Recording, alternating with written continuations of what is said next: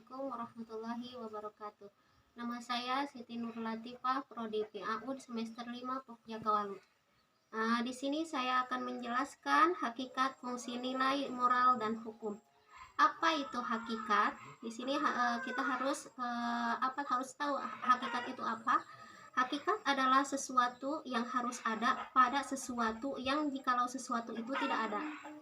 Nah, maka sesuatu itu pun tidak akan terwujud. Nah, di sini penilaian menyangkut keindahan disebut estetika. Penilaian menyangkut baik buruk disebut etis moral. Nah, di sini dalam kehidupan sehari-hari manusia selalu berkaitan dengan nilai. Manusia memberikan nilai kepada sesuatu. Nilai itu ada atau real dalam kehidupan manusia. Dengan nilai diharapkan manusia dapat terdorong untuk melakukan tindakan agar harapannya dapat terwujud. Nah, di sini ada dua pendapat mengenai nilai. Apa itu? Satu, menyatakan bahwa nilai itu subjektif. Yang kedua, mengatakan bahwa nilai itu objektif. Nah, menurut idealisme, nilai itu objektisme ada pada setiap sesuatu. Nah, di sini pendapat lain menyatakan bahwa nilai suatu objek terletak pada subjek yang menilainya. Misalnya, air menjadi sangat berharga daripada emas jikalau air itu tidak ada. Nah, di sini berharga daripada emas bagi seseorang yang kehausan di padang pasir, yang kemarin kemarau tidak ada air. Nah, di situ menemukan air itu berharga daripada emas.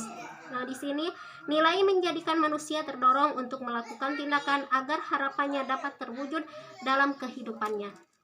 Jenis nilai menurut Notonegoro 1999 atau 3 yaitu nilai material, yakni sesuatu yang berguna bagi sesama manusia.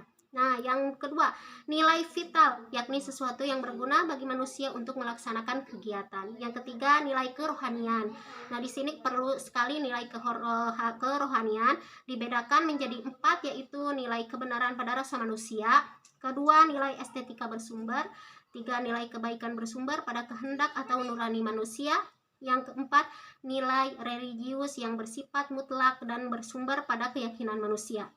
Sedangkan moral erat kaitannya dengan akhlak yang mengandung makna tata tertib yang datang dari hati nurani manusia.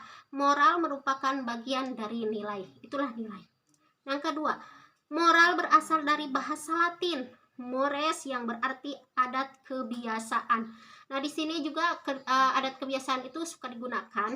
Nah, dalam bahasa Indonesia, moral berarti akhlak atau kesusilaan yang mengandung makna tata tertib batin yang menjadi pembimbing tingkah laku batin dalam menjadi pembimbing tingkah laku batin dengan hidup.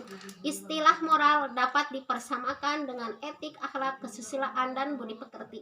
Dalam hubungannya dengan nilai, moral adalah bagian dari nilai, yaitu nilai moral. Nilai moral berkaitan dengan perilaku manusia tentang hal baik atau buruknya. Ciri-ciri nilai moral: 1, berkaitan dengan tanggung jawab. Yang kedua, berkaitan dengan hati nurani. Yang ketiga, mewajibkan. Dan yang keempat, bersifat formal. Nah, di sini hubungan manusia dengan moral hampir sama dengan etika. Etika adalah ilmu tentang apa yang bisa dilakukan atau ilmu tentang adat kebiasaan. Beberapa unsur dari kaidah moral yaitu 1, hati nurani. 2, kebebasan dan tanggung jawab. 3, nilai dan norma moral. Hukum.